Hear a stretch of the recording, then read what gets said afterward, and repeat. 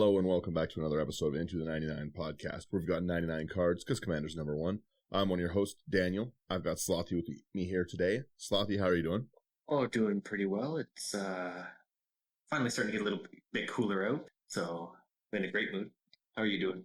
Oh, the same. I was just, as you know, sleeping. Normally we record really, really early in the morning, and I went right back to bed, so my stumbled speech is because of that right now, not because I've suddenly got a drinking problem. It's been a pretty good week. The weather is finally starting to come back. I'm really excited for fall this year. I just think it'll be a nice time. Yeah, I definitely agree, especially with how it's been recently. It'll be nice to have a little bit cooler. Yeah, it's weather. Just been hot. I think I've got lots of fun plans for Halloween and stuff like that. So yeah, it should be. I always like Halloween and stuff. I don't know if you still do stuff for it, but absolutely. Yeah, exactly. Right. I think it's something I'll never outgrow. Kind of like with magic. Yeah, you like what you like. I think it's always a fun time. Yeah, I think my fiance and I were going to go to a Steel Panther concert, kind of like Halloween party thing, and we're going to dress up as Pyramid Head and one of the Silent Hill nurses. That's awesome. Yeah, I'm quite excited about that. Steel Panther always puts on a good show. Good music too, entertaining. Yeah, I've missed them the last 2 times they've been in town, so I don't want to do that a third time. Yeah, no, and especially close to being able to do a costume party, that would be a really, really good time. Yeah, absolutely. We did that with Gwar. Oh yeah. Yeah, but music aside, Gwar is great in costume, by the way. So again, more Dominaria spoilers have been coming out. I found one that I was just in love with, and I've changed the episode we're going to do 4 times this week during spoilers because there's so many ones. Jensen Cartholian is one of the ones I wanted to do. Yeah. And at some point we will do that one because I have a really silly list for it. But then they came out with the new Jodah. And I got nothing but love for this new Jodah card. First off, it's really, really cool. Both artworks look really great of it. I really like the stained glass one the most of it. Yeah, these stained glass ones they're beautiful. I don't think I've seen one that I dislike yet. Yeah, I really like what they did with these legendaries in Dominaria. There's a bunch, probably the most I've built in a long time. And I was just telling you before the show started that I've already made these decks. I think I have 4 or 5 that are just waiting for a physical commander right now. Yeah, because of that, and this is one of them. So Jodah's pretty interesting and pretty fun to play. First off, I love WUBRG commanders. I think they're just a great time. I have a solution for how you can play WUBRG commanders that is great with a Rule Zero talk. We'll get into it very, very early into it because we're going to do lands for once. We don't usually. But Jodah the Unifier is a very interesting card. It is obviously WUBRG for a 5/5. It's legendary creatures you control get +X, where X is the number of legendary creatures you control. That's already great. Mm-hmm. That's an ability that's going to scale phenomenally. Everything, Jodah's basically himself an anthem for... he's an anthem for it, but it's legendary creatures you control get XX, where X is the number of creatures you control, not other creatures. So Jodah himself is always a 6/6. Yeah. Right? Which is pretty awesome. And then he has a secondary ability. So whenever you cast a legendary spell from your hand, exile cards from the top of your library until you exile a legendary non-land card with lesser mana value. You can cast it without paying its mana cost, put the rest on the bottom in a random order. We have legendary roulette, and it's so silly. First and foremost, this can hit any legendary permanent. So this can be built planeswalkers, legendary artifacts, and stuff like that. I just personally think that when building this, that you go down the legendary creatures route because all the creatures are going to anthem themselves when they're on the board, anthem Jodah. So you've got so many legendary creatures that can just be enormous because every time you cast one, you essentially go get another. Yeah. Right? I've done a few playtest games that I haven't played it in a live one, but it seems like a phenomenal deck. I'm going to quickly go through my lands because there's a few that are important. I really, really like the pathways. Yeah. I think that they're just really good land fixing. I have... The deck's not as budget as we've been doing lately, but you could cut down a bunch of it. The World Tree in a 5-color deck is a must-have. That's something you have to fetch. It enters tapped. You tap it to add 1 green, and as long as you have 6 or more lands you control have tap to add 1 mana of any color, which is phenomenal. Then it also has a WUBRG ability on it. Double white, double blue, double black, double red, double green. You sacrifice the world tree, you search your library for any number of god cards, put them onto the battlefield, then shuffle. So that's like one of the most important lands in the deck. And then the other thing that I do is rather than shuffle dual lands around and rather than like make my friends play like a budget comparison game, I've really gotten into using like the snow lands as just basic dual lands.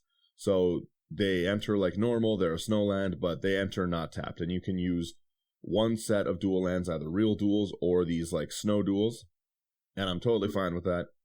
I think it like makes the deck better. Talk to your play group about it, because really like dual lands, pretty much everyone's just going to proxy them anyways. If they have like they either own them from long ago, or or they're proxying them. No one is buying these cards right now, and they shouldn't. Yeah. They shouldn't be wasting the money on them. No, it's kind of, you can spend hundreds of dollars on a dual land, or you can spend, so just taking one of the lands from your list, 59 cents on an Alpine Meadow, and $1 for a Sharpie, and there you go. Well, and that's what I mean, right? Like, these are, I truly believe that, like I said, you only get to do one. You can't do both. You can't be like, oh, I'm going to have snow duels and real duels. No, you get one. And generally speaking, I think most playgroups are going to be fine with it, because absolutely, who wants to play against someone's budget? I've said it many times in a bunch of episodes. Some people don't like that idea, but those people want to win because they spent more money, and that's, Yeah, I don't think it's overly fair for the younger players who weren't around during 1993. And didn't have a crap ton of dual lands. Well, and I, like I said, I be stunted because of that. I'm phenomenally proxy friendly and stuff. We've got Abyss Proxy Shop is someone who works with the channel lots. There's lots of great Magic in the Beard, Cabal Coffees. They do lots of cool stuff like that. I'm very pro people just playing the game. I just like to play Magic. Yeah, absolutely.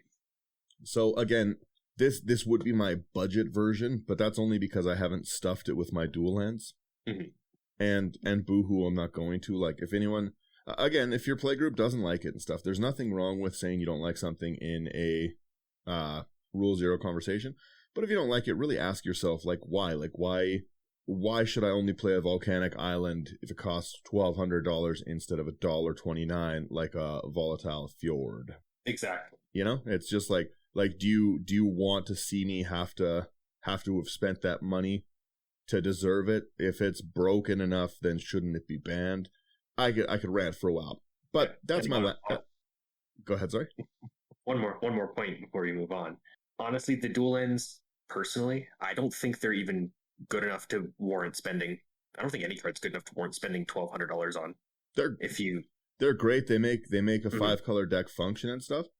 But a 5-color deck isn't worth functioning if it's the price of your car. Exactly. Like, again, I build lots of decks with dual lands because I have lots of old dual lands. I am not out here buying these dual lands. Do not think that every time I build a deck, I'm spending $2,000 on a mana base. I'm not. I'm switching them back and forth, or like taking apart deck. But I have a lot of old dual lands I've played for a very long time. Yeah. You should proxy things if you can afford it. That's cool. If for your personal collection you want it, that's cool. I personally just think that people should play the game. So many people won't go into a 5-color deck because they're just like kept out of the thing by the land base. So with that being said, the deck is around $600 with this version. With real dual lands, it'd probably be around $4,000 or $5,000. Don't do that. I'm gonna just jump right into this list because the segments are pretty small for most of it. We have one instant in the deck, and that's all we need. It's Crop Rotation. It's 1 green mana, search your library as an additional cost, sack it. You search your library for a land, you put it on the battlefield, then shuffle your library. Every time you play this deck, that land is going to be World Tree. Everything you can land search for in this deck, you want the World Tree more than any other land because it will fix your problems. Yeah, definitely. World Tree will fix your marriage. We've got, jump into the sorceries here. Sure. So you got 8 sorceries. The first one is Collective Voyage. It's a single green. It's got Join Forces. So starting with you, each player may pay any amount of mana. Each player searches his or her library for up to X basic land cards, where X is the total number of mana paid this way. Put them on the battlefield tapped, and then shuffles their library. I love cards like this. Yeah. I like things that just get the game going, and we're trying to be kind of more annoying than normal, and I don't say that lightly. Because we're trying to double up our legendaries, right? Like, we're getting 2-for-1 casts. Free casts kind of bring people down. So, yeah. So giving everyone a little bit of land is nice. We have Cultivate, which I have said many times I put in every green deck I can. It's 2 and a green. You search your library for up to 2 basic lands. Reveal them. 1 to the battlefield tapped. 1 to your hand. Again, just great color fixing, and we are in 5 color. We need to color fix. We've got a fairly budget land base. Even with my dual land workaround in it, I'm not running any fetch lands to get them. This is we've got to just do what we can do. Yeah. Right? Then next up, we've got Kamal's Druidic Vow, X double green for a legendary sorcery. Look at the top X cards of your library. You may put any number of land and or legendary permanent cards with mana value X or less from them onto the battlefield, and the rest into your graveyard. Yeah, this is a great card in this deck. Great card. I love this card. The majority of this deck is legendary. So yeah. You're really, really gonna get through it. The next card I like because I like to threaten everyone at the table, and I think it's a fun way to do that. It's Land Grant. It's 1 in the green. If you have no lands in your hand, you can reveal your hand instead of paying Land Grant's mana cost. You search your library for a forest card, put that card into your hand, then shuffle. This will go and get you one of your duels and stuff like that if you need to. Budget duels, shock, whatever. But I just really like to just threaten the table by showing everyone my hand. I just think it's fun. And if I can ramp and do that at the same time, I'm usually down for it. Yeah. I don't think I've ever seen that card before, actually. Yeah, not many people play it. I love it. It's a phenomenal land ramp card. I love free spells. And I've had people say more than once, oh yeah, well, it's only free if you're holding it up. And I'm like, okay, but I would be holding up that extra land because I can only play a land a turn. So once I'm out of lands, I just freely go get another land.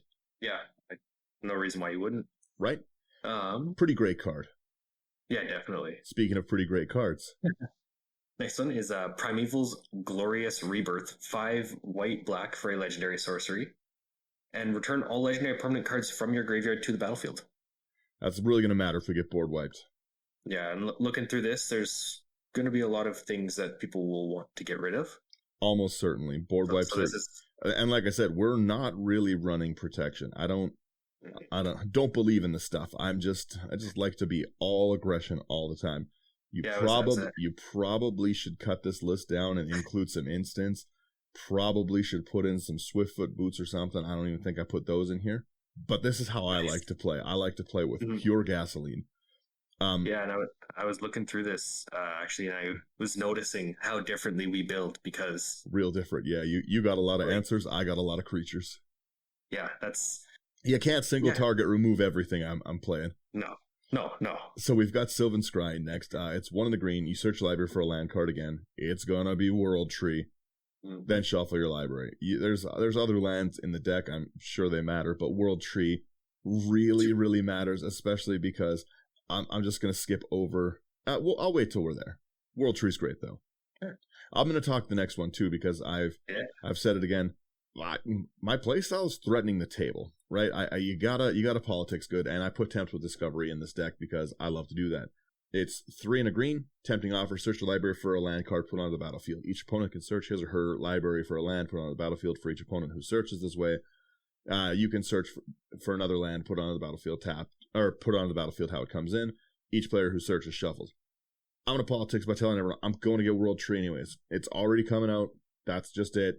I'll get basics if you want me to after that. I don't care because being able to get World Tree and 3 basics, it's really going to work for us. But I just like to threaten the table with like, I'm already getting what I want. All you're doing is hurting yourselves. Yeah. So generally I'm pretty good at making people take the offer, and I'm pretty good at politics in my way around it. But I do find that if you at least tell them what you're going to get, like I understand that you can go get Cabal Coffers and Urborg, and then you can tap for just don't play like that in every game. It's pretty easy. I don't play like that in so many games. Yeah, exactly. Yeah, I'm telling you straight out from the bottom of my heart, going to get this world tree, and it's going to be in play. Yeah. That's it. That's all I'm doing. It's just a simple world tree. Yeah. It's just simple world tree. It's nothing too big. Yeah. Sadly, the world tree is not legendary, so I can't fetch it with any of my fetch legendary cards. Yeah. Very annoying. Kind of strange that it's not legendary, but... It should be, yeah. Speaking of, next card is Urza's Ruinous Blast. 4 and a white for legendary sorcery. Exile all non-land permanents that aren't legendary. This deck, I just counted, has like 10 non-land permanents that aren't legendary. We are not really affected by that. Yeah, not at all. Like, you'll lose nothing compared to everybody else. Yeah, I've got, so I have, the whole deck is about the free casts, and a Wooburg free cast deck would be nothing without Maelstrom Nexus. So our enchantment section, we have 1 white, 1 blue, 1 black, 1 red, 1 green. And it's the first spell you cast each turn has Cascade. And our commander's basically giving us that. So now every time I'm casting, like if I cast a 5-cost legendary creature, I'm going to be able to go get 1 that's lesser value from Jodah, 1 that's lesser value from Maelstrom Nexus Revealing. And I really like the roulette aspect of rolling random cards like that, because then you can kind of be like, oh, I didn't cast it. It just came out. But we want as much free casting as we can get, because, I don't know, it's a fun theme. It's for anyone who's listened for a long time. I built the Atla Palani deck, and the Dinosaur Roulette was like just a play style that I loved for so long. I love chaos decks. Yeah. And Cascade is nothing but chaos. I wish Jodah specifically said Cascade for legendary, because then Averna would have been phenomenal on the list, but it doesn't. It says reveal, and it's not the same. It should have been. It's the same, but with different words. Averna would have just been a monster in this deck. Mm-hmm. Yeah, but then we have one more enchantment. Yeah. Next one, Sunbird's Invocation. 5 and a red. Whenever you cast a spell from your hand, reveal the top X cards of your library, where X is that spell's mana value. You may cast a spell with mana value X or less from among cards revealed this way without paying its mana cost. Put the rest on the bottom of your library in a random order. Yeah, so again, just more free cast that we're gonna love. More random roulette. Mm. Again, these sections we're going through are probably the ones you could cut down. You don't need them, but I like them. We've only got, and that's the other thing, you're only taking like $3 out of the deck anyways that way. We've got 2 Planeswalkers in the deck, basically for similar reasons. The first is Garruk Unleashed. We've got 2 double green, 4 loyalty starting Garruk. Its +1 is up to 1 target creature gains 3/3, gets 3/3 and gains trample until end of turn. That's just already a pretty good ability, but when all of your creatures are antheming each other, it's very easy for Jodah. He's already going to be a 6/6 when he hits the board, a 6/6 at 5 mana. So even with only no other creatures out, you're making your commander a 9/9 trampler. Not bad. Yeah, it's pretty. It has a lot that it can do. Then you have a -2. It's create a 3/3 green beast token. Then if an opponent controls more creatures than you, put a loyalty counter on Garruk, so you can really get this going fast. But the emblem is what we specifically want. It's what we want for both Planeswalkers. We're going to have a lot of creatures out, generally speaking, to work around and protect them. But it's -7 as you get an emblem with at the beginning of your end step. You can search your library for a creature, put it onto the battlefield, then shuffle. We are creature-centric in this deck. A quick spoiler, and anyone who's looking at the deck list with us, there's 41 creatures in the deck. That's really, really going to help. Yeah, definitely. You're going to have quite the toolbox to go through. We've got Wooburg. We have access to everything we would want to put into this deck. This is the first deck in a long time that I've had to cut down. My initial list and pile that I made for this was 150 cards big. Jeez. Yeah. Let me make the 100 cards a minimum rule. What are we talking about? Yeah, and then I'll let you take this next one here. So this next one is Tameo Field Researcher, 1 and Bant for a 4 loyalty Planeswalker Tameo. +1, you can choose up to 2 target creatures until your next turn. Whenever either of those creatures deals combat damage, you draw a card. -2, tap up to 2 target non-land permanents. They don't untap during their controller's next untap step. And the number 7, like you mentioned before, is the one that you're really going to want. Draw 3 cards and you get an emblem with, you may cast non-land cards from your hand without paying their mana cost. Yeah. Is that 4 mana Omniscience? It is a 4 mana Omniscience if you get it off. And that really, really is going to help. Yeah. It's a pretty fun card. Yeah, you gotta keep her around for 4 turns, and Well, and you can get a lot of draw off, right? Because it doesn't have to be creatures you control. Yeah. If you have if you have an aggro player out or someone who's attacking you with something, I'll take 3 or 4 damage, no problem, to draw a card. Yeah. Right? Another easy way to politics, like, hey, yeah, you can hit me, but I just want to draw, so I'll put this on this. Just hit me so I can draw and we're all good, but don't hit Tameo and I won't kill your creature kind of thing. Yeah. Right? I really like this Tameo, actually. Yeah, I actually love it too. Those segments are pretty small. We've only got 12 artifacts, and then, like I said, we're all creatures from that point forward. So our first one is Chromatic Lantern. Obviously, we're in 5 colors. Yeah, the secret 6th color. No, we're in 5 colors. It's 3 mana. It's lands you control have tapped to add 1 mana of any color, and you tap it to add 1 mana of any color. It's acceleration. It color fixes us. It's almost necessity in a deck like this. Yeah, this a phenomenal card. Yeah, the next one's in for the same reason, but also because you can really mega cascade it with that 7 cost. Yeah. So this next one is Chromatic Orrery, 7 mana legendary artifact. You may spend mana as or mana of any color, which also helps with fixing. Tap it to add 5 colorless, and you can tap 5 and tap it to draw a card for each color among permanents you control. Yeah, so generally speaking, no one really uses that last ability. This is most commonly seen, I think, right now in Sisay decks. Yes, absolutely. But because I think this go ahead. tapping that alone gets the Sisay ability off. Yeah, exactly, right? So it's basically just another Gigantha in the deck. Mm-hmm. But your commander out means that you have a 5-for-5 draw, which is so good. Yeah, that's a really good rate. Yeah, it's a really, really good rate. Like, especially if you're holding it up, people have been refilling your hand at 5 mana is just a lot. Yeah. Yeah, so Chromatic Orrery is going to be something we definitely want out as soon as possible. We're going to get a lot of use from it. Color fixing is just great in the deck, but that draw card with our commander's ability is really, really going to put in work. Absolutely. We also have Expedition Map, a 1 mana artifact that has 2 and a tap. You sack it, search your library for World Tree, reveal it, and put it into your hand, then shuffle. You could search for any land, but obviously, again, we want World Tree. After World Tree, you can use these things to go and get basic mountains. I don't care. You want World Tree in play. Yeah. You'll like the next one. Yeah, I don't know. This is another one I don't know if I've seen. It's Hero's Podium, a 5 mana legendary artifact. Each legendary creature you control gets +1/+1 for each legendary creature you control. So it's legendary coat of arms. Yeah. You pay X and tap it to look at the top X cards of your library. You may reveal a legendary creature card from among them, put it into your hand, and the rest of the bottom of your library in random order. I really like that. Yeah, it's definitely nice. It really, really goes well with our commander. Yeah, absolutely. This one is each other, so it's not as good as our commander because they won't pump themselves. But like you said, coat of arms for legendaries for us is going to really work. Yeah, definitely. And for 35 cents, that's... Yeah. Speaking of fun budget cards, this is $1.40. It's Honor Worn Shaku. 3 mana. It is an artifact that taps for 1 colorless, and you can tap an untapped legendary permanent you control, untap Honor Worn Shaku. It's really, really nice to be able to turn your summoning sick creatures into mana, or just into, if you want to do an enormous Kamal's Druidic Vow.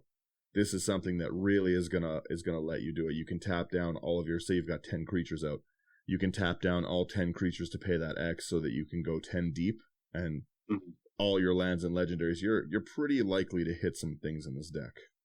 Yeah, Honor Worn Shaku is a card that really, really does a lot of work in decks like this, and in Planeswalker themed decks. Absolutely, yeah. The next up, we've got Instrument of the Bards, a single green, for another legendary artifact.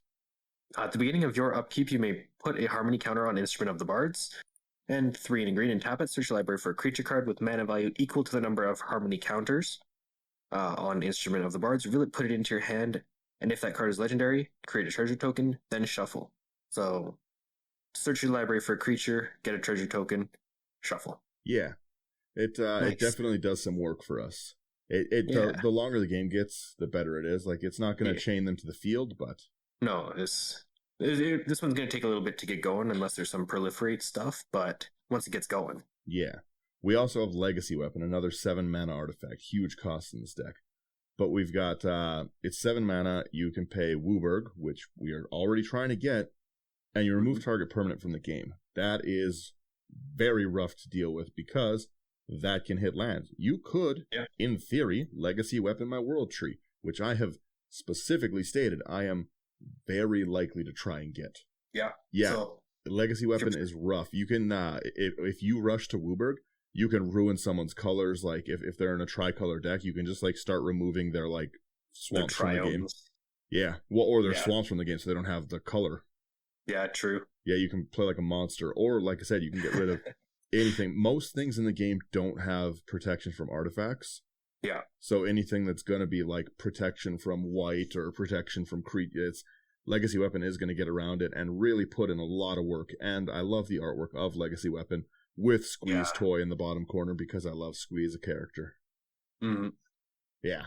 And then also, Legacy Weapon, if it would be put into a graveyard from anywhere, reveal it and shuffle it into its owner's library instead. It's pretty good. Yeah. Great card. Huh? I just say it's a great card. Yeah, it does a lot. Like, it really, really does a lot of cool work. Mm-hmm. Speaking of, this next one is one of my favorite cards of all time. Lithoform Engine, 4 mana for Legendary Artifact. 2 and tap it, copy target activated or triggered ability you control. You may choose new targets for the copy. 3 and tap, copy target instant or sorcery spell you control. You may choose new targets for the copy. Or 4 and tap, copy target permanent spell you control. The copy becomes a token. Yeah. Wonderful card. There's a few creatures in here that's really good for at the bottom, the copy target permanent spell. Mm-hmm. But just 2 mana to get another activation from our commander is a lot. We've got lots of good ramps, so even 3 mana to double up on our ramp isn't really going to hurt us a lot of times.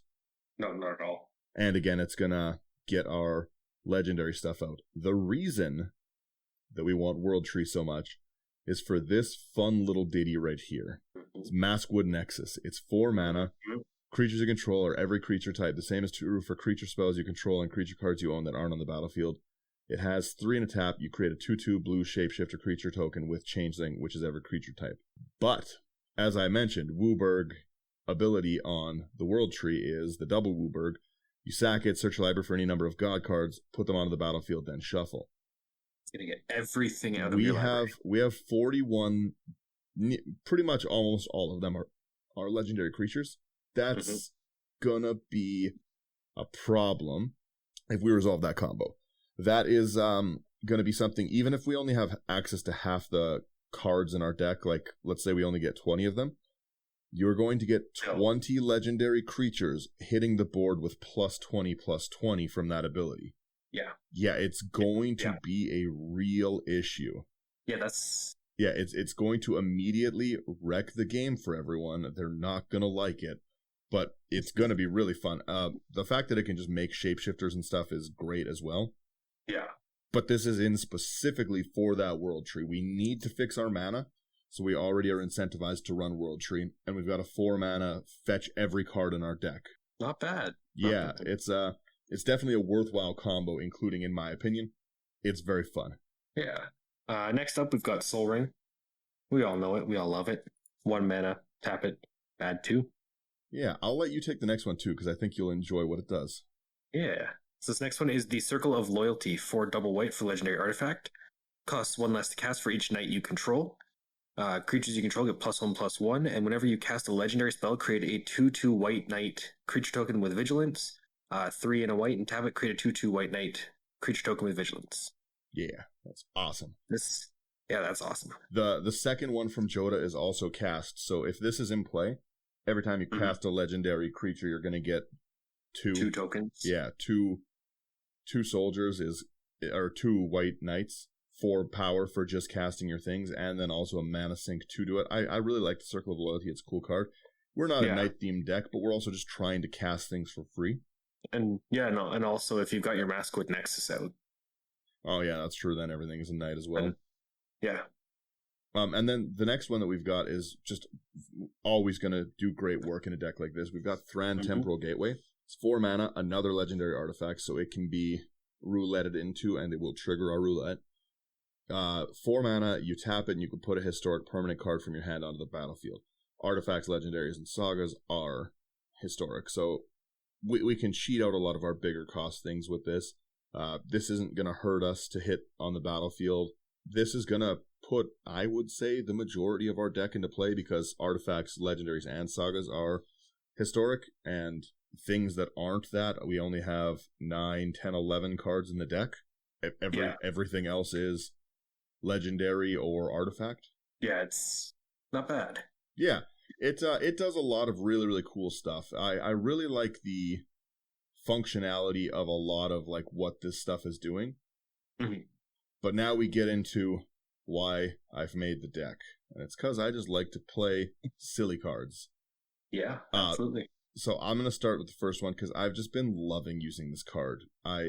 Every deck that I can put it in right now, I kind of am doing that. It's Alrund, God of the Cosmos.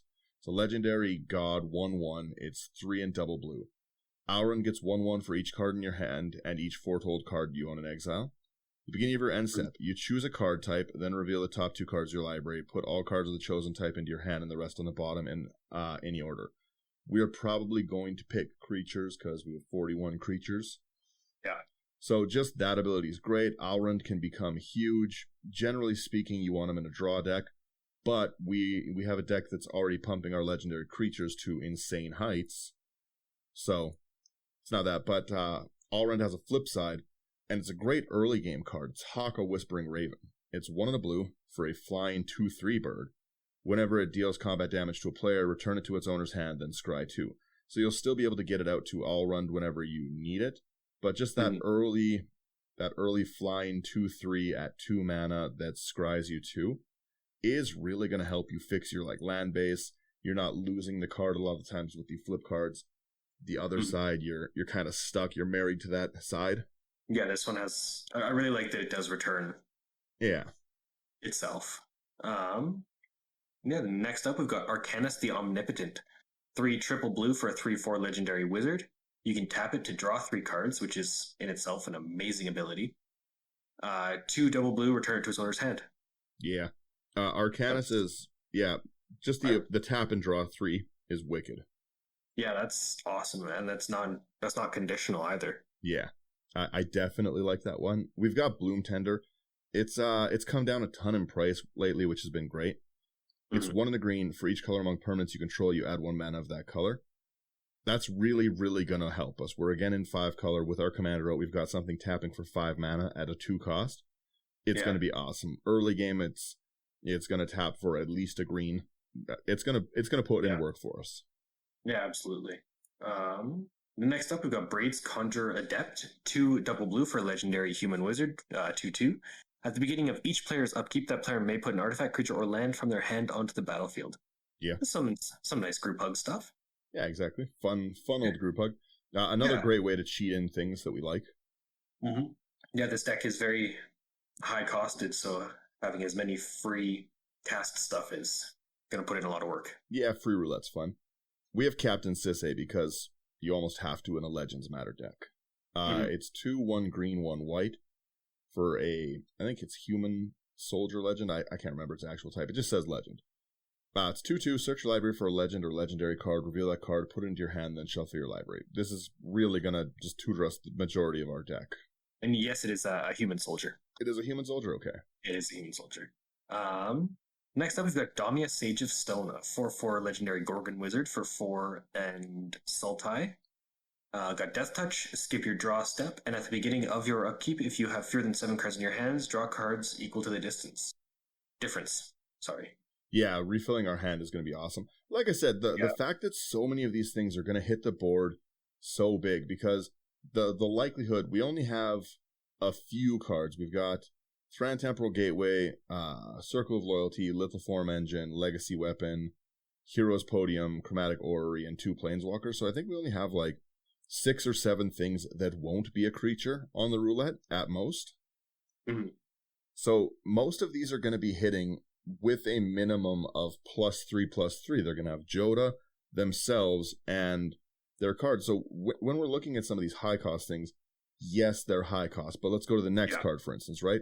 We have Dromar the Banisher. 3, 1 white, 1 blue, 1 black. Dromar is a dragon legend, a flying 6/6. So with our Commander Roulette shenanigans that we're playing, we're dropping a 9/9 flyer at 6 mana. Yeah, that's not bad at all. That's also going to get us any creature 5 or less that comes up to the top, which is also going to get +3. So we're gonna let's even say that it's a 1/1 creature that we hit on the next. We're getting 13 power onto the board on a 6 mana cast, right? Like this, it really can't be understated how problematic Jodah's like coat of arms-esque ability is. Yeah, absolutely. And then especially if you pair that with what was the other one that you had? Oh, the Hero's Podium. Hero's Podium, yes. Yeah, exactly. Where everything's going to be hitting at +2. Yeah, it's going to get out of hand really, really quickly. Yeah. Dromar has another wicked ability, which is I hate Cyclonic Rift, but I do like this ability. So whenever Dromar deals combat damage to a player, you can pay 2 and a blue. If you do, choose a color, return all creatures of that color to their owner's hand. So it's a nice way to clear the field of annoying stuff, token armies.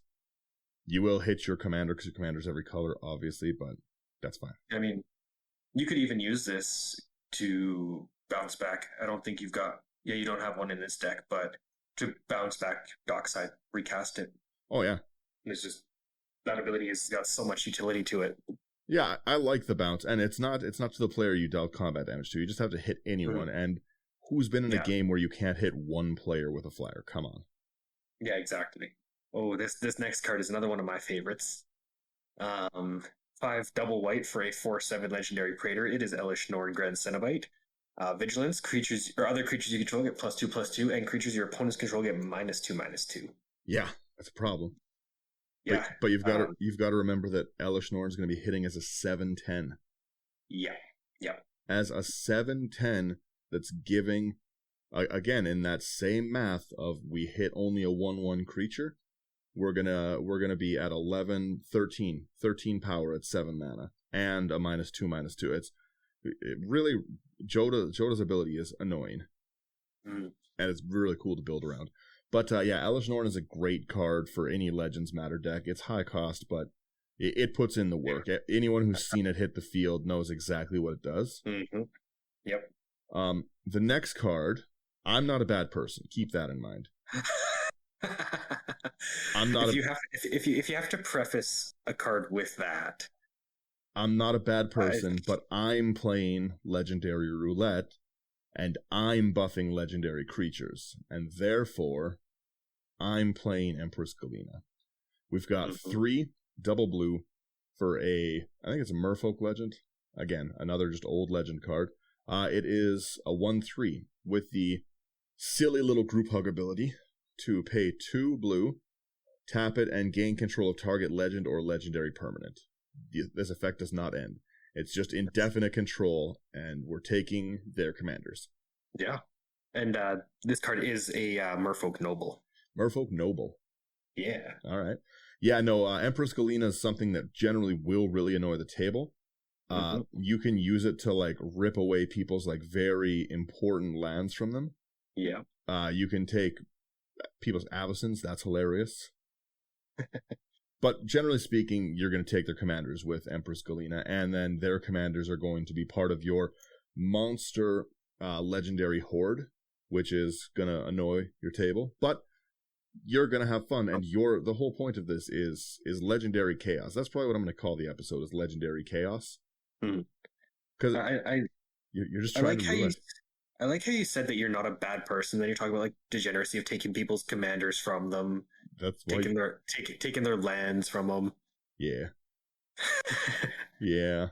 But sometimes you've got to do that. Empress Galena keeps your play group in check. Rule them with fear. Yeah, fair.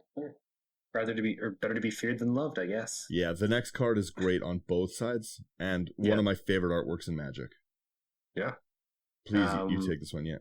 Sure. So this one is Esika, God of the Tree. 1 double green for a legendary creature god with vigilance. That's a 1/4. You can tap it for 1 mana of any color. And other legendary creatures you control have vigilance and tap for 1 mana of any color. And it's also got a flip side. Before we do that, that's awesome. Yeah. The fact that you turn like all of your legendary creatures into birds of paradise is wicked. Yeah, it's awesome. Can't be overstated how great that is. But the next side, yeah. And the next side is the Prismatic Bridge. This one costs Wooburg for legendary enchantment. At the beginning of your upkeep, reveal cards from the top of your library until you reveal a creature or planeswalker card. put that card onto the battlefield and the rest of the bottom of your library in a random order. Which side do you find yourself playing more in this deck?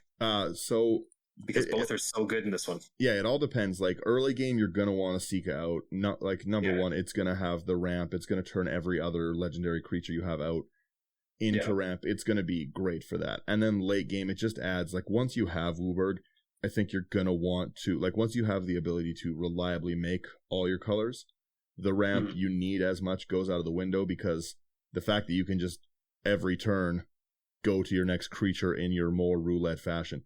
Like I said, we're not very far down into the creatures, and there's already like some like real monsters to hit the table, right? Damia, where we're drawing every turn. Even Braids hitting the table on one of those is a problem. Like Braids, Arcanus, like the refill abilities, Dromar, so we can bounce things. We've got Elish Norn in that list. We have a perma threat of Empress Galena. Yeah, it's very rough, right? So like just there's a lot of stuff in this deck that you can roulette to that is just going to be a massive problem for the table, and you've got so many things in it that just trigger, and it's just fun. Yeah, definitely. Yeah, a chaos deck wouldn't be a chaos deck as well without a Tali Primal Storm. We've got 4 double red for a legendary creature, Elder Dinosaur, which again is dropping as a 9/9.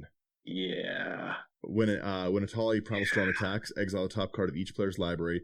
Then you may cast any number of spells among those cards without paying their mana cost. Any legendary creature I'm hitting is coming to my board. Yeah. That's really what I'm searching for in your decks. Yeah, then you can double that up too with Lithoform Engine and... Oh, yeah. Yeah, Atali's pretty great. Like I said, we've got a lot of stuff that we really want to free cast. Like we've got a few 7-mana artifacts. We've got Elish Norn 7 mana. We've got some big costs, right? So anything that we can do to get them out is just a good time. Speaking of a good time, this next one is just fun because again, like I keep saying, my math of what these things are. This will hit the table as a 5/5. It is the greatest legendary creature of all time. It's not even debatable. It's a 2/2 for a single white Isamaru, Hound of Konda. Yeah, it's vanilla. Let loose the hound. Yeah, it's great. It's problem. Great card. It's a fun one to be able to get out. We've also got Asperia, Supreme Judge, a card that I've really enjoyed using a lot lately. 2 white, 2 blue for a 6/4 Sphinx, legendary. It has flying. Whenever a creature attacks you or a planeswalker you control, you may draw a card. So you're going to be able to refill your hand a lot in this deck. Like there is a ton of draw. There probably should almost be a Reliquary Tower in the deck, but I don't know. I feel like we're mostly focused on just ramping to that Wooburg and then just getting off as many free casts as we possibly can. Yeah, definitely. Yeah. Next up, we've got another one of my favorite cards. Gigantha the Wellspring, 4 hybrid Gruul for a 5/5 legendary elemental elk. That's got companion, no card in your starting deck, has more than one of the same mana symbol as mana cost. That doesn't matter. Yep. You can tap it to add Wooburg, and this mana can't be spent to pay generic cost. Yeah. We don't want it to pay generic cost. We want it to legacy weapon people right in the mouth. Yeah. The legacy weapon as well, like there will be like some lore stuff coming up on it because we've got to do the lore with dominaria. I just got to find time with John to do it. But just being able to trigger that legacy weapon, being able to you're able to hit your commander off it is really good. That color is so easy to get to, either 1 green or red / 4 colorless. Gigantha is really, really easy to get out and really easy to like color fix with. Yeah, even if you get like you just need the world tree. Yeah. For this because it taps for green. Yeah, exactly. Anything that any green source, which is generally you're gonna want a green source. Yeah, absolutely. We've got Joira, Weatherlight Captain. Again, you can't run a 5-color Legends Matter deck without Joira, Weatherlight Captain, right? It's 2, 1 blue, 1 red, Human Artificer, legendary, 3/3. Whenever you cast a historic spell, draw a card. Again, you're casting with Jodah's ability, so every creature cast you're playing Legend Roulette. You're not even looking for legendary creatures at this point. You're going to be able to draw 2 cards off each cast. That's really, really going to add up fast. This don't next judge one me. Don't judge me. I heard it. I heard it in your voice. This next one also makes me wonder why you don't have a friends. Well, I knew I've been on here since January. I know the answer to that one. Sometimes you got to get this one out. This one. Jin-Gitaxias Core Augur, 8 double blue for a 5/4 legendary creature Praetor with Flash. At the beginning of your end step, draw 7 cards. Each opponent's maximum hand size is reduced by 7. Yeah. This is one you want to Thran Temporal Gateway in. But if you don't, it is going to hit pretty much everything in the deck. I don't think there's anything that is higher costed than this. I didn't go the Eldrazi route. They were in the initial cut. They were in the initial 150. Animar was also in the initial cut as well. Oh, yeah. Because it would have made everything like so. Every time you cast a creature, Animar gets 1/1. So all your creatures, every time you cast, like from the first creature you cast, will be -2. Like it'd be a lot. Yeah. This next one is a finisher in the deck, which is if you hit this with Kamal's Druidic Vow or you cascade into this, it's essentially the game is done. Because as I've mentioned, with just Jodah out and your double roulette, your creatures will hit the board +3/+3. So we go to Kamal, Heart of Krosa. 6 double green for a 5/5. It's hitting the board as an 8/8. And at the beginning of combat on your turn, creatures you control get 3/3 and trample until end of turn. You're 11, hitting 11. Yeah, an 11/11 trampler. Yuck, first off. And then it can also, for 1 of the green until end of turn, target land you control becomes a 1/1 elemental creature token with vigilance, haste, and indestructible. It's still a land. So you can really, really swing out. Like if you've got a lot of mana, and there's some cards in the deck that will really, really have a lot of mana. We'll get to them. You can also just bring your lands with you. Like you can, as important as I say the World Tree is, you can bash someone right in the mouth with the World Tree. Yeah. Putting some legendary lands into this would be really fun with Kamal, because then you could turn them into that. They would get that powered up buff +3/+3. Like it'd be a fun alternative route to go. I don't have any legendary lands in here. I should, specifically for that reason. It'd be fun. Yeah, I mean you could say fun. Fun for me. Yeah, like I said, the your creatures are going to get out of hand. These legendary creatures are all things that sans Jodah you don't want on the field. They're all very, like, you don't want Jin-Gitaxias on the field. It doesn't matter that he's going to be an 8/7. That's not what your complaint is. But when he hits the board as like a 15/14 and he's Jin-Gitaxias, like, then what do? You've got some removal and like, okay, well, you can get rid of Jin-Gitaxias, or you can get rid of something that's like pumping my creatures +14/+14, right? It's going to make your threat assessment a lot harder, because a lot of these cards, like Jodah is a real problem, and you want to remove Jodah as quick as possible if you can. Yeah. But that being said, then you still have left these monster cards on the table. You've still got an Elish Norn out. Yeah. Right? Mean. We've got a little bit of group hug coming up. Next up, we got Kami of the Crescent Moon. Double blue for a 1/3 legendary creature spirit. At the beginning of each player's draw step, that player draws an additional card. Exactly. It's a friendly deck. Yeah, friendly. Friendly deck filled with friendly people. Actually, one thing I meant to ask. You don't have a because I'm not going to recommend putting Gaia's Cradle in anything. You don't have a Circle of Dreams Druid in here. Yeah, I tried to put as many legendary things, but a Gaia's Cradle would almost be better, because I've got things that can fetch legendaries. Yeah, and then kind of what you were saying with the Kamal. Yeah, Gaia's Cradle would be a problem. Gaia's Cradle will be a real problem, a real issue. That'd be fun. We've also we've got Karametra, God of Harvests, 3/1 green 1 white for a 6/7 god, which is again dropping down as a 9/10 indestructible if you've got Devotion. And if you don't have Devotion, that doesn't matter. As long as Devotion to green and white is less than 7. Karametra's not a creature, but that's not gonna matter. It's legendary. We can roulette into it very easily. But whenever you cast a creature spell, and we have 41 of them, you search library for a forest or plains, put on the battlefield, tap, then shuffle. We've got our snow duels kind of thing and stuff, even if we're playing them as real duels, whatever it is. Just the fact that we can go fetch color fix again with Karametra every cast is going to be great. Just being able to hit forests and plains, it's going to be a lot of help, right? We want as much mana as we can get. We have so many ways to go get the World Tree that that Karametra is really going to help us fix our colors. Yeah, absolutely. Then we've got Keranos, God of Storms. 3 blue and red for a 6/5 legendary enchantment creature god. Sorry, I 6/5. I meant 9/8. It's got indestructible. Rough, right? Yeah, that's. If you can cast 2 creatures per turn, by the way, let's say that we're just at a point where we have 11 mana. We cast Dromar, we hit another creature. We cast Keranos, we hit another creature. Then these things are coming down +5/+5 minimum. Yeah. Gross.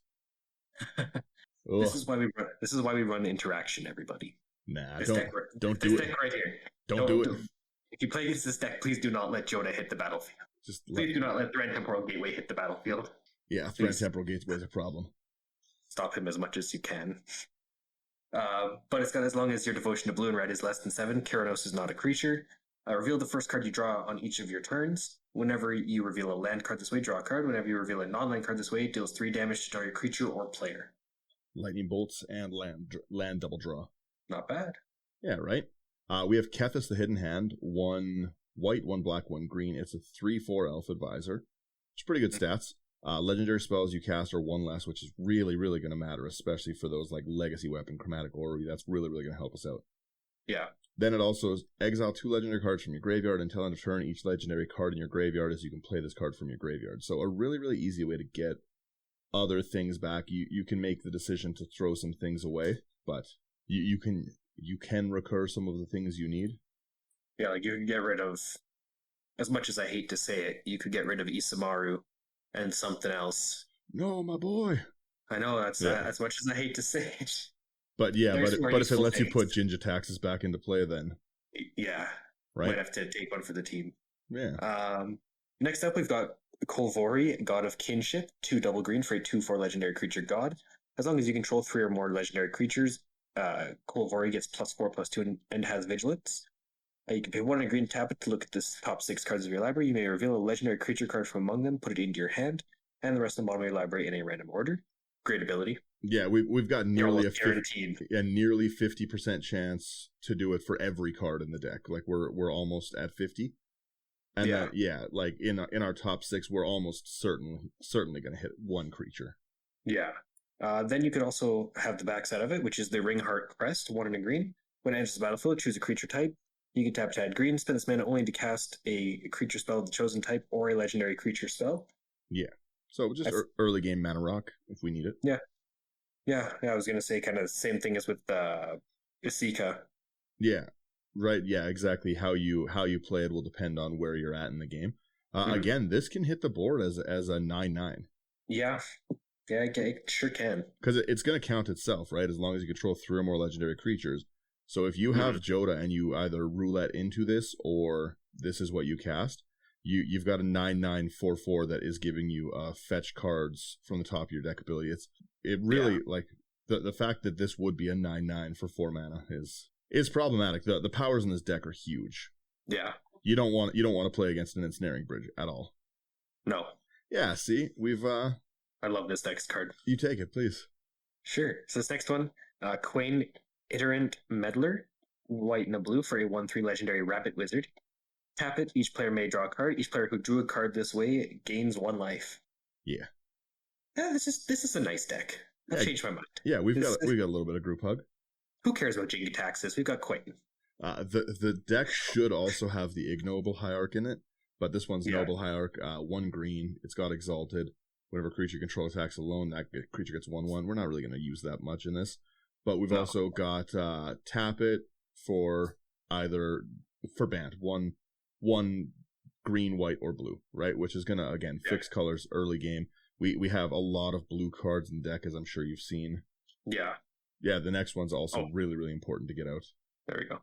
Yeah, the next one is Nylea Keen-Eyed, 3 and a green for legendary enchantment creature god. It is a 5/6 or an 8/9 with indestructible. As long as your devotion to green is less than 5, it isn't a creature. Creature spells you cast cost 1 less, and you can pay 1 and a green. Reveal the top card of your library. If it's a creature card, put it into your hand. Otherwise, you may put it into your graveyard. Yeah, lots of great mana dump abilities in this deck, I find as well. Especially on like indestructible sources. Yeah, absolutely. We've got Oketra the True, another indestructible god. 3 and a white for a 3/6. Double strike indestructible. Can't attack or block unless you control at least 3 other creatures, which is not going to be too hard for us and stuff, right? Being able to hit a 6/9 with our commander roulette math. By the way, this is just roulette math is what I'm doing for every creature. I'm assuming Jodah's out and everyone's letting me roulette. And if you're not letting me roulette, then I'm attacking you with what does come out. Yeah. Until you play ball. But it also has a mana sync ability of 3 and a white. You create a 1/1 white warrior creature token with vigilance. Not too bad. Yeah. Next up, we've got Wrath Capuchin, Ship's Mage, 3/3 legendary human wizard for 2 white and a blue. It's got flash and flying. And you may cast historic spells as though they had flash. That's a problem. Yeah. Most of our deck, it's a problem. Most of your deck you can cast at any time. Well, and especially if you can trigger Jodah on the cast as well. It's a big problem with a deck like this is it's going to matter so much your own personal flavor and playstyle, because there's going to be so much fun stuff you can stuff into a Legends Matter deck, right? There's absolutely, I think there's well over 1,000 legendary creatures or something right now. Yeah. So there's definitely, like, you can cut any of these out that you don't like, but I like the direction I went. It's pretty chaotic, like I said, with like super salt cards, Jinja Taxis, to silly cards like Quain. I really like that you don't know what you're going to get. Yeah, absolutely. Yeah, we've also got another great early game card and just a fun card in general. We've got Ragavan. Awesome card. Yeah, Nimble Pilferer, 1 red mana for a 2/1 legendary monkey pirate. When Ragavan deals combat damage to a player, you create a treasure token and exile the top card of that player's library until end of turn. You can cast it. So we're looking for legendary cards in general to add to our legendary army. It's got dash. You can cast it for its dash spell if you do against haste and return from the battlefield to its owner's hand at the beginning of the next end step. Ragavan's a big chunk of the deck. Like I said, this is a $600 deck. Ragavan's $100. Yeah, I actually remember I pulled this one at the Modern Horizons 2 pre-release. That'd be a great pull, yeah. Absolutely. And it's got 2 of my favorite tribes. If anybody knows me in person, you know I love monkeys. The good old monkey pirates? Absolutely. Love monkeys, love pirates. Ragavan's a silly card for sure. And like I said, you can definitely cut the cost of the deck down by almost a sixth by just putting a basic land in place of Ragavan. So yeah, and another thing too, with the cost wise, it's listing the commander right now as $60. Yeah. So cut out that, cut out the commander. That's 1/4. Yeah, version. 1/4 of the deck is. Yeah. But we want the $60. We want to flex it. Yeah. We have, I think it's Reiki. Yeah. The History of Kamigawa. It's 2 and a green for a 1/2 human shaman. Whenever you play a legendary spell, draw a card. That's going to be great early game. Definitely. Next up, we've got Slothy, Eric's Daughter, green and a white for a 2/2 legendary human scout. Sacrifice Slothy, Eric's Daughter, and when target creature is put into the graveyard this turn, return that card to the battlefield. Yeah. And it's got Rule 0 partner with Hans Eriksson. It should, yeah. You should play it in Hans decks. That's how the deck should be made. Absolutely.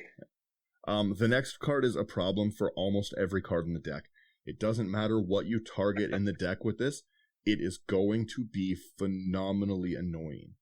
And that's Sakashima of 1,000 Faces. 3 and a blue. Sakashima of 1,000 Faces enters the battlefield as a copy of another creature you control, except it has its other abilities.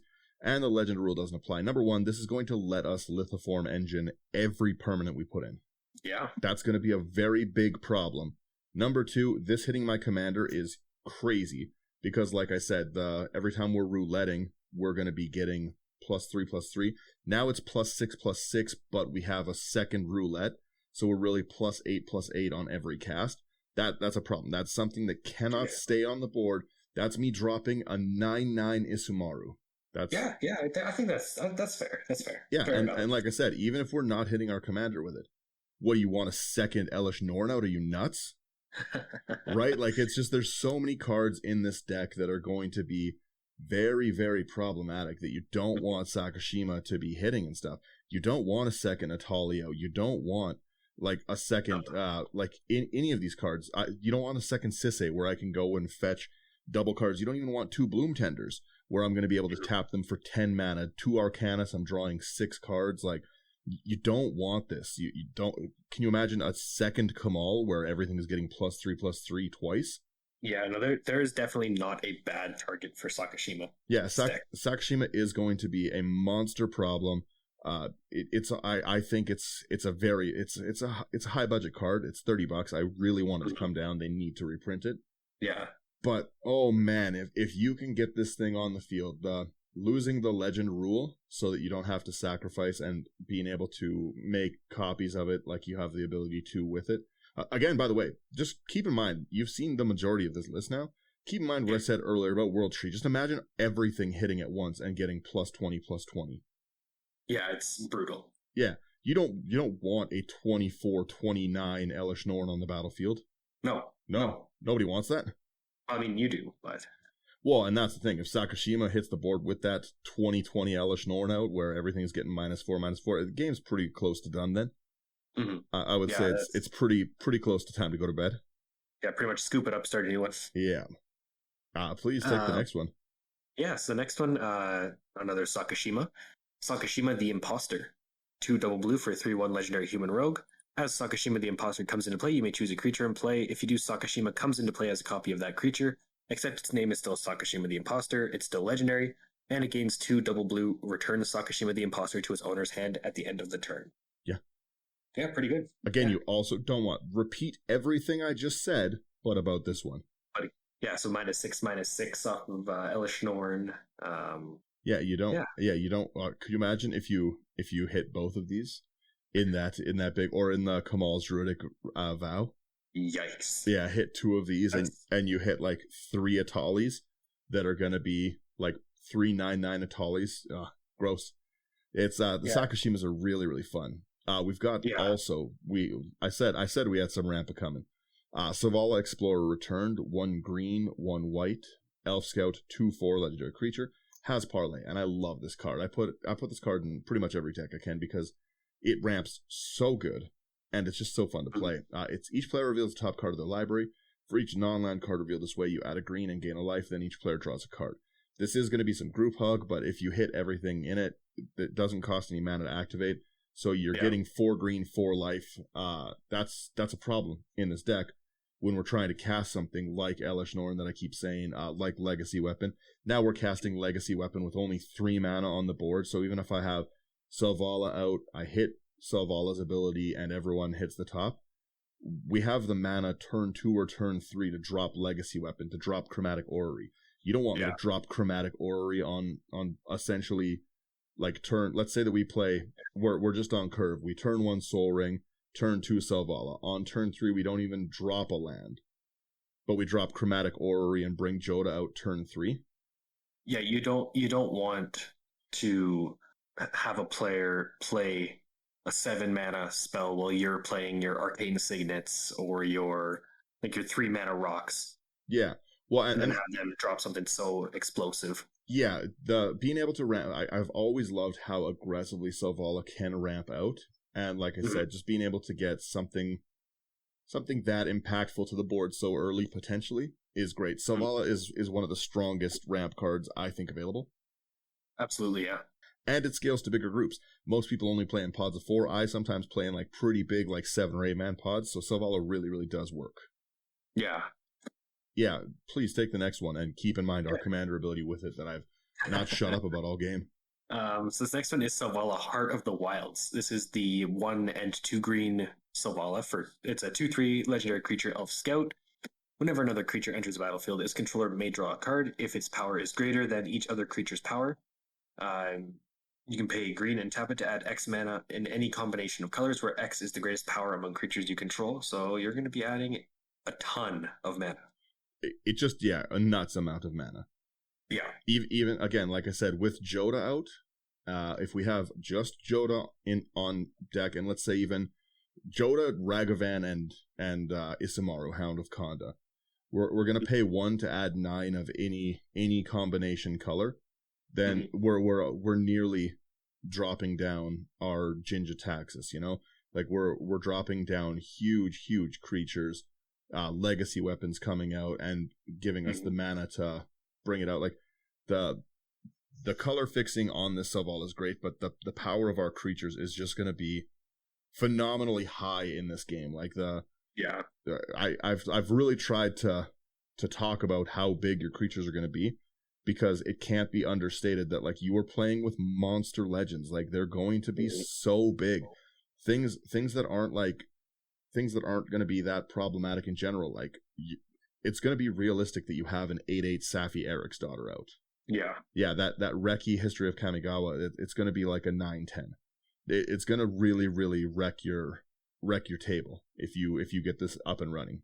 Yeah. Speaking of, this next one is kind of one that you usually see at the front of 5-color decks, but it's just stupid in this one. Yep. Go ahead. Oh yeah. Okay. So this is Sisei Weatherlight Captain. It's 2 and a white for a 2/2 legendary human soldier. With our roulette math, Sisei will get that normal 3, so she'll already be a 5/5, but she's also going to get a 1/1 for each color among other legendary permanents you control. So with Jodah out, she's hitting the board as a 7/7 before before any other Jodah bonus is out. So she's going to be gigantically problematic in this deck. She's going to be huge. And then she has that Wooburg search ability we all know, and it's you pay Wooburg, search your library for a legendary permanent with CMC less than Sisei's power, put that card on the battlefield, then shuffle. The fun thing about this is that because Sisei is going to be so powerful, generally speaking, because it's got to be under her power, generally speaking, in a 5-color deck with Sisei at the helm, you're not able to fetch Chromatic Orrery unless you've done some shenanigans to up her. But in this deck, you will be. You'll be able to immediately activate, if you've got the Wooburg, immediately activate and get Chromatic Orrery, and then immediately activate and get another legendary permanent out. Yeah, because like, she's going to enter as a 10/10 at least. Yeah, like she's going to be a monster. Like, and again, a 10/10 at 3 mana is going to be good late game. It's going to be great early game. That ability to search and fix whatever we need. But there's a lot of cards in this deck that you don't want me to be able to search into play at instant speed. Like, again, you don't want me to get out a Jin-Gitaxias at instant speed. Which she can do. Yeah. If there's a single other creature on the board other than Jodah when she's cast. You can just automatically search because she'll be an 11/11. Yeah, you don't want any part of it. Sisei is going to be a massive problem. I think she's very fun in the deck. You could definitely switch her out as an alternate commander. You could also switch out the alternate commander as Asika and do a prismatic bridge route. But I just think that monster creatures ability from Jodah is much better. Yeah, definitely. Much better for this playstyle at least. But yeah. No, Sisei is going to be a card you really do want to get out because there's going to be, again, you can very quickly get your Thran Temporal Gateways out. You can get your Maskwood Nexus, and then you can get all your God cards out. Yeah. Oh, no, sorry, Maskwood Nexus isn't legendary. You cannot get your Maskwood Nexus out. I was lying to you. But you can if you believe hard enough. Just, once again, that's what the Sharpie's for. Yeah, just write legendary. Believe hard enough and lie to your playgroup. Guys, it's legendary. You've got to believe me. It just doesn't say it. Yeah. The next one's super problematic in the deck. Yeah, this next one, Surok Dragonclaw, 2 and Teamer for a 6/6 legendary human warrior with flash. This spell can't be countered. Creature spells you control can't be countered, and other creatures you control have trample. Yeah. Surok's insane. That's this deck. A very big problem. Yeah, we're almost all creatures, so the not countered alone is going to be great. But do you want this monstrosity? It's going to hit as a 9/9 with just Jodah and itself is a 9/9. So we're running a 9/9 Trampler at 5 mana. That's going to bring out, again, even at a 1 mana, like a 4/4 Trampler. It's gross. So it's going to put in a lot of work, and we've got a ton of blue to pay for it. Like, it's going to be a real issue. Yeah. This next one's also a real issue. It's Toski, Bearer of Secrets, and I love this little guy. 3 and a green for a 1/1 legendary squirrel, which cannot be countered, indestructible, attacks each combat if able, and whenever a creature you control deals combat damage to player, draw a card. It's going to do everything we want. Swing out hard. It's going to get very, very big. It's going to survive most board wipes so that we're bringing our creatures back, because that's the thing, right? We've got a lot of indestructible creatures in the deck, so even if we are getting board wiped, as soon as Jodah's re-hitting the battlefield, he's still going to be something like a 10/10 or a 12/12 with how many indestructibles we have. Yeah, absolutely. That's the other thing I haven't even been talking about. your commander's also getting this buff. It's not other creatures are getting it. So your commander's also just going to be able to like wreck house. Yeah, absolutely. Yeah. Commander damage is definitely going to be a way you can win with this one too. Yeah, Jodah. The only thing Jodah's unifying is your hatred of this deck. Like Jodah's gonna really, really like slap the table. Yeah. Oh man, I'm a bad person. I'm a bad person. I'll give you that with this one. Yeah. Another Praetor. Vorinclex Voice of Hunger, 6 double green for a 7/6 legendary Praetor. With Trample, whenever you tap a land for mana, add 1 mana of any type that land produced to your mana pool. And whenever an opponent taps a land for mana, that land doesn't untap during its controller's next untap step. You guys have to believe me that I like the people I play with. You have to believe it. I like having friends, guys. I do like when people come to play, but this one's a little rough. I'll give you that. Again, we're trying to hit Wooburg, right? But being able to hit Wooburg twice is pretty cool. It's double activations of legacy weapon. Again, I am not above stripping people's lands away from the table. Yeah. I am a spiteful person. If I know you have a Psych Rift in the deck, expect that to happen. Stop playing it. I hate it. We also have Yisan the Wanderer Bard. Again, I just like to tutor cards. 2 and a green, legendary creature. It's a human rogue 2/3. 2 and a green and a tap. You put a verse counter on Yisan the Wanderer Bard. Search your library for a creature with CMC equal to the number of verse counters on it. Put it on the battlefield and shuffle. There's definitely a good chain of things. I'm pretty sure we have every cost going up it. I think so, yeah. Yeah, it's a pretty fun one. Yeah.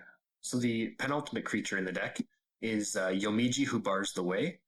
5 double white for a 4/4 legendary spirit. Whenever a legendary permanent other than Yomiji, who bars the way, is put into a graveyard from play, return that card to its owner's hand. Yeah, it's a problem. You don't want me to get all those cards back. I really should put a Reliquary Tower in the deck. If you're listening to this, the deck should have a Reliquary Tower in it. I'm not going to put it in it because I'm not smart, but... Another one that I would recommend, too, is Krufix, God of Horizons. Oh, that'd be a much better one. Yeah, I think that'd be great. A good creature, a good way to store my mana up as well.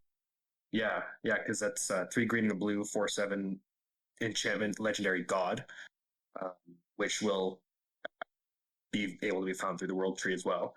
Oh yeah, I should say that the World Tree itself will just pull out a bunch of cards in this deck, even without Maskwood Nexus. You're gonna hit a lot of cards. Yeah. I think Krufix is definitely one that I would add here. Yeah, right. Even before Reliquary Tower. Yeah, I think that there's that. Like, I think you could, again, if you're cutting the Ragavan, Krufix would be such a good addition. Krufix is not going to be anywhere near as expensive as Ragavan. Yeah. That's actually, I might pick Ragavan out because I didn't want to put my Ragavan in this list, but I do like the Mankey. Yeah.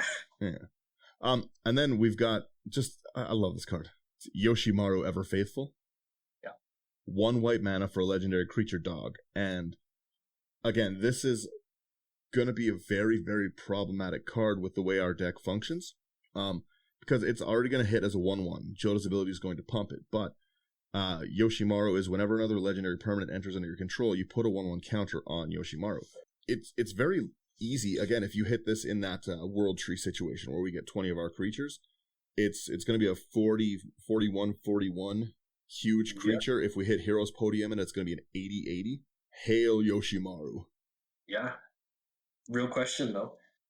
Who's the best boy, Yoshimaru or Isamaru? I like Isamaru, but Yoshimaru's got it. He's loyal. He's waiting. Yeah, fair. Day after. He's so regal. But yeah, this is my deck that is Random Chaos. I can't even remember what I said I was going to name the episode. So, but I like it. I really like this deck. I love chaotic play styles, and this is chaotic. I will give you that. Yeah. Did you consider just one more that I just thought of? Did you consider the Great Henge for this deck? I did, but I never buy the Great Henge. Every time I see it, I'm like, I'm not paying $50 for that. I'm not paying. It's kind of like Craterhoof. Every time I see it, I'm like, I'm not paying that, and then it goes up in price. I'm like, man, I should have paid that. Then I see it again, and I'm like, wow, I really shouldn't pay. I'm not paying that. I've got like 6 of them I can trade you. Yeah, me with my duels. I'm like, I'm not spending $70 on a card. That really does speak to how much I enjoy like people actually like playing proxies, because I'm not spending $80 on a Great Henge. No.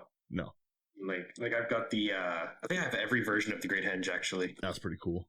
Like on my desk, I've got the borderless foil one, which One is one of my brothers pulled one in his pre-release kit when we were playing, and then he mm, also like opened one, so he got two, yeah, like just at a pre-release event. And I don't like him as a person. I never crack anything good. Sealed yeah, product is not my friend. I buy a lot of product, but I do not get good stuff. yeah. I think I opened that one in a bundle, and it's a $330 card Yeah, that's on card. gross. That's a lot. But yeah, no, like I said, like what do you think of this? Obviously, there's some things you could really trim this budget down. I think you could easily get this to around a $300 deck. Yeah, yeah. I think if you cut Ragavan, change a different version of the commander. Uh, my land base is a little expensive in it. Like it's still $100 even with my cheap dual workaround. But Yeah, it's because I've got the secret layer of the pathways, and I just think they're beautiful. I love the look of the secret layers. So I didn't put them in this way as the secret layers, but they yeah, if you don't run the secret layers, like you don't need to run like $30 lands. You could run the filter lands just as easily, or you could definitely change this up. I just personally think that you should use the snow duels as your set of dual lands, or there's another set of just like tap dual lands coming out in Dominaria. I say use the same thing for those. We're all adults. We can all be responsible. You only get to use one set of them that way. Like, so if you want to use like real duels and snow duels, then your snow duels are just snow duels.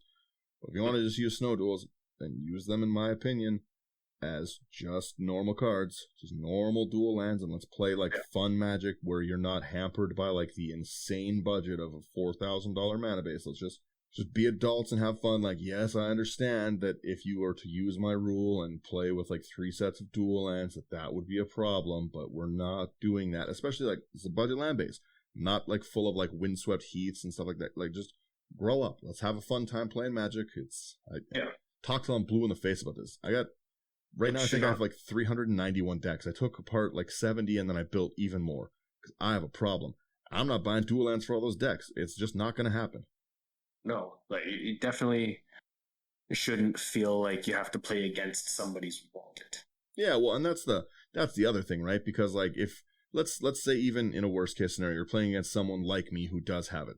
What's the benefit of limiting yourself from having these, right? Limiting other people means you want to win because you have more money than them. And you know what I mean?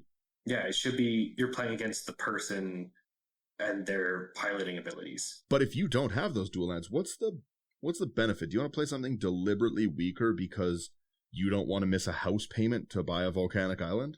No, Yeah, obviously not, right? Like it's just like the Magic. I've said it many times. I'll say it again as we're leaving this episode. I think Magic should be for everyone. I think Magic is like a great place for everyone, no matter what walk of life you're in, to come together and have just a really, really good time with your buddies. And having to be priced out of the game, it's an expensive game. There's no way around it. It's an expensive game, and I just like to play the game. I've got so many play groups because I'd like to play the game. I play with lots of different people every week. I work lots, but I still get like games in with everyone. I love to just sit down and play Magic, and the more people that can play Magic, like a good Rule Zero conversation, in my opinion, means that everyone's playing at a similar level and like having like as good of a time as they can with Magic. That really is. Yeah. It's just the Rule Zero should boil down to everyone's having the most fun they can have. Yeah, exactly. Kind of like I said earlier, you shouldn't be punished for being born later than 1995. True. But because the other thing I was going to say with it and stuff, I do agree that you shouldn't be punished because you didn't play Magic 30 years ago, almost. Mm-hmm. Right? Yeah. But like on top of that and stuff, like, yes, the Rule Zero conversation is to make sure everyone's like playing, but it does also affect the higher budget player. Like if you guys all don't have like duels, then what do? Do I just say like, oh yeah, like I consider this deck like a 5 or 6, and then I'm like, I'm sitting there dropping, like I'm playing Slivers, it's just a tribal deck, but it has dual lands in it. Do I just like not play my decks that are fun because my budget's too high? Everyone should just have a good time, right? And I do think that removing that land barrier is the easiest way to get more players to try more things, to have more efficient mana bases. I don't care that it says tapped. The rules committee should just say, hey, even if they wanted to just not do you can only have one set, just all of the tap duels. Anything that is tapped with basic land types, remove tap from it in Commander, as long as you've got 2 or more opponents. Just have a good time. What's written on the card doesn't matter. We've seen them errata. Look at what's on any of the companion cards. That's not what the rule is, so why can't we change the rule? Yeah, and it's a casual format, so... Yeah. I will rant about this until I'm dead. Yeah, absolutely. That everyone should play 5-color decks, because pretty much no one I know plays 5-color decks. It's like, I think only one person in any of my play groups plays one that isn't like one of my brothers who also has the same like kind of collection I do. And that's a Niv Mizzet one. I've had 2 5-color decks before. Yeah. Nope, 3. Nope, 4. There you go. So I had Golos. Rest in peace, my old friend. Rest in peace. I've had Kenrith. Yeah, Kenrith's great. Sisay and First Sliver. Yeah. Actually, I say First Sliver, but I've really had like all of the... Yeah, every one of the slivers. Every time they make a new sliver, you're like, this is now this deck. Yeah, I think the only sliver that I don't have for that is Sliver Queen. But every other one, like Hive Lord, Legion, all that. Yeah. Well, and like I was saying, right? For me, I'm not affected by anyone being like, I don't like your rule. That I'll just be like, okay, give me 4 seconds and I'll go to a sliver deck. I'll unsleeve some duels, put them in these sleeves, and be like, there you go. Here's mine.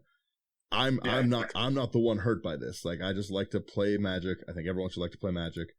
Yeah. I like my Chaos deck. I've been ranting for far too long about my thoughts on this. Thanks everyone so much for getting to the end of the episode. Yeah. Wrong button. All right, there we go. Again, thank you so much for getting to the end of the episode. If you like our content, check us out on our website, www.intothe99.com. We're very active on Discord and on Instagram. I really neglect the other social sites, but if you ever want to talk Magic with us, come over to Instagram, send me a message, tell me if you think I'm wrong about using the snow duels this way. I'll gladly talk to anyone about it, because I think that's how they should be used. Now, if you've got strong opinions on them, let me know if you like chaotic decks like this, and if you've got like good suggestions, like Slothy said with the crew fix, like how could you fix this deck to be even more chaotic, more fun? I love playing decks like this where you roulette cards. So tell me if you'd play something like this. Let me know what you would have put into it and what you'd take out. Obviously, I think, looking at my own list now, maybe Ragavan isn't the best of options in it. Hey, Monkey Pirate's always the best option. It's a great card, but, maybe even as an ignoble hierarch, it could really speed the deck up a little. But yeah. That's true, yeah. Thank you guys so much for getting to the end of the episode. Again, we appreciate it. Have a great weekend, and I look forward to hearing from everyone